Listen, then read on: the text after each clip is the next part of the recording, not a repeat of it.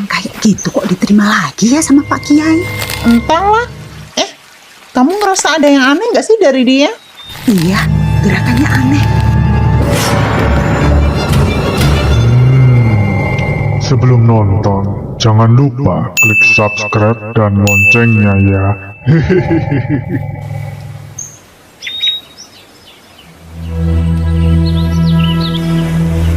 Herlina baru menjadi santriwati di sebuah pondok pesantren di Lamongan. Sejak masuk, ia lebih banyak diam, seperti enggan dan menghindari untuk berbincang dengan santriwati lain. Aneh ya dia. Iya, setertutup-tutupnya anak. Nggak lebay juga kayak dia. Siapa namanya tadi? Herlina adalah anak tunggal. Sejak kematian ibunya, ia jadi pendiam dan mulai mengidap gangguan kleptomania, sebuah hasrat tak terkontrol untuk mencuri barang-barang kecil. Bapaknya beberapa kali mendapat laporan dari pemilik barang yang mempergoki perbuatannya. Itulah kenapa ia memasukkan Herlina ke pondok pesantren. Seiring berjalannya waktu, dalam setiap kegiatan, Herlina sering melihat cincin di jari ibu Nyai.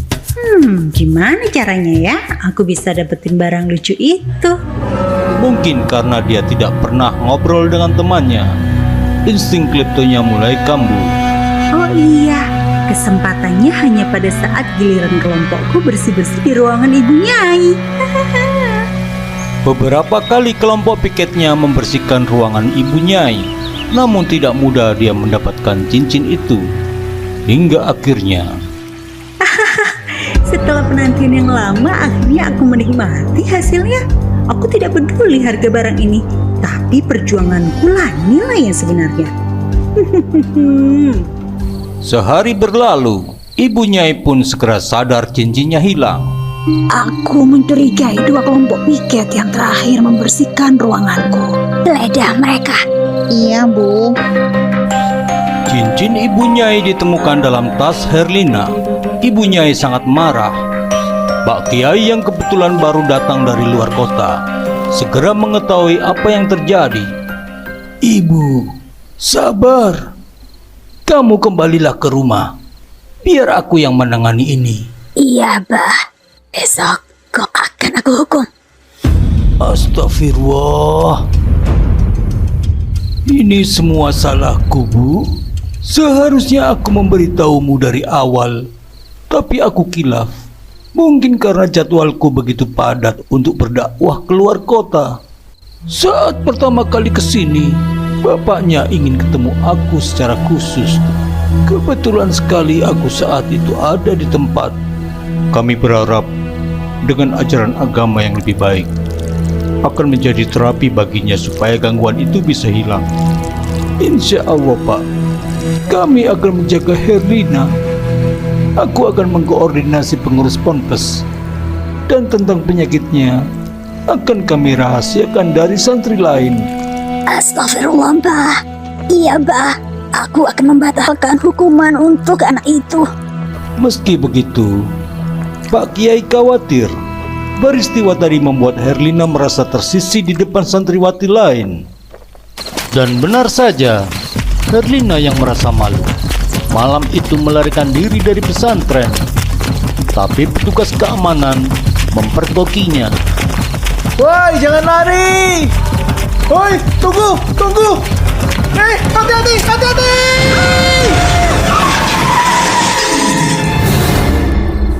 Bapak Herlina yang mendapat kabar anaknya koma segera datang ke rumah sakit di mana Herlina terbaring tak berdaya, dan ia pun memindahkannya dengan alasan rumah sakit di kota mereka lebih modern.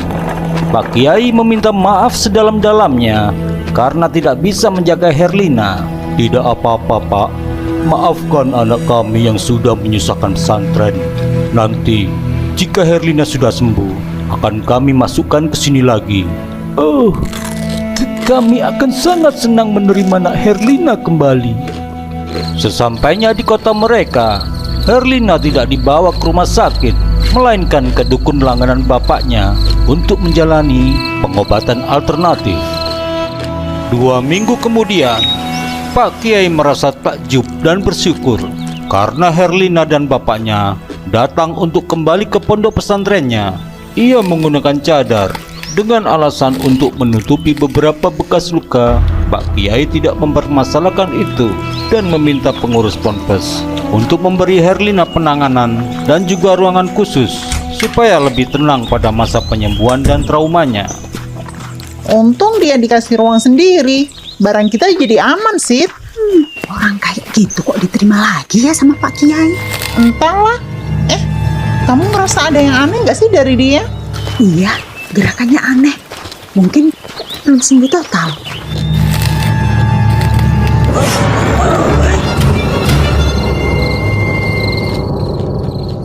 Kenapa ya? Mau ganti pembalut dulu? Diantar nggak? Ih, emangnya kamu si penakut? Ye, awas loh, ada.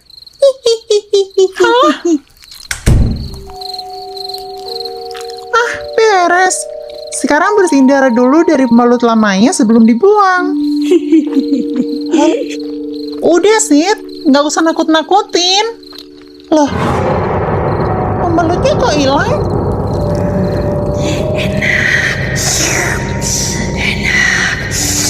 Siti, jangan macam-macam. Kembaliin pembalut lamaku. Siti, kamu ngapain? Astagfirullah.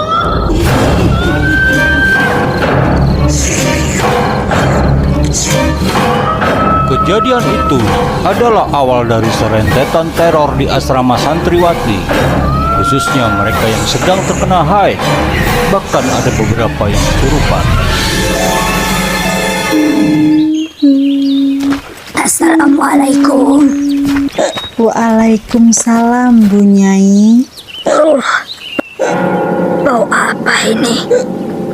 Seperti bau darah. Kenapa, Bu Nyai? Apa kau mencium sesuatu? Tidak, Bu. Ibu Nyai sebenarnya sudah mendapat laporan dari santriwati jika hantu yang menteror mereka mirip dengan Herlina. Herlina, apa kau pernah didatangi hantu akhir-akhir ini? Saya belum pernah.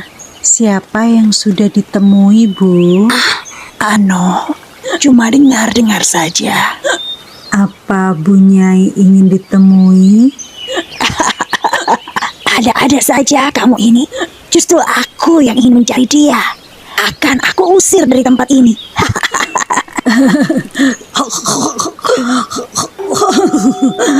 Iya, Bu Nyai. Tidak mungkin dia hantu. Masa siang-siang seperti ini bisa keluar? Dan jelas-jelas dia mengobrol denganku. Bu Nyai. Katanya Bu Nyai mencariku. Aku memang ingin menemuimu untuk membuat perhitungan. Hanya saja aku menunggu waktu saat kau menjadi sombong. Karena kesombongan membuat manusia menjadi lemah. Astagfirullah. Bismillahirrahmanirrahim. Panas! Herlina, minum ini, Bu. Air ini sudah aku doakan. Maaf aku terlambat. Siang tadi saat kau kabari aku tentang teror hantu itu, aku langsung menuju ke sini secepatnya. Ya, Bah. Terima kasih. Dia sudah terluka dan sudah kutandai. Aku bisa merasakan keberadaannya. Bau darah. Ampun, Pak Kiai. Ampuni saya. Herlina, apa yang sebenarnya terjadi? Bismillahirrahmanirrahim. Pak Kiai membaca memori hantu itu. Ia melihat Herlina diobati oleh dukun, tapi nyawanya tak tertolong. Bapaknya yang sudah kehilangan istrinya tidak mau lagi kehilangan anaknya. Ditambah ia sakit hati dan dendam karena merasa diingkari oleh pondok pesantren. Kemudian ia meminta si dukun untuk menghidupkan anaknya kembali dengan memasukkan setan peminum darah ke tubuh Herlina. Innalillahi wa innalillahi raji'un. Itulah kenapa jika siang ia nampak seperti hidup, itu karena kau merasuki tubuhnya. Dan jika malam, kau lepas jasad anak itu untuk mencari darah. Di mana Herlina sekarang? Ini saya, Herlina, Pak Kiai. Jangan berdusta. Di mana jasad anak itu? Jika aku katakan, apa kau mau melepaskan aku? Tidak. Kau akan kukurung dalam tasbihku ini, supaya kau tidak bisa mengganggu manusia lagi. Aku hanya suruhan. Jika kau ingin membalas dendam, Aku tidak akan dendam dengan manusia.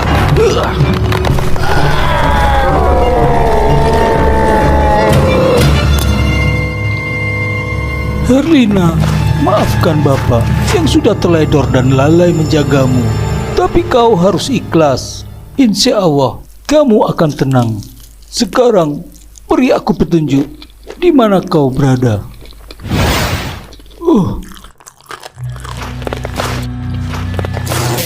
Astagfirullahaladzim. Ya Allah, saking nyatunya setan itu dengan anak ini, sampai-sampai jasadnya menyerupai setan itu. Jasad Herlina kemudian dikubur secara layak. Pak Kiai tidak mau memperpanjang masalah ini dengan Bapak Herlina. Sedangkan setan yang terperangkap dalam tasbih Pak Kiai disembunyikan di sebuah gunung.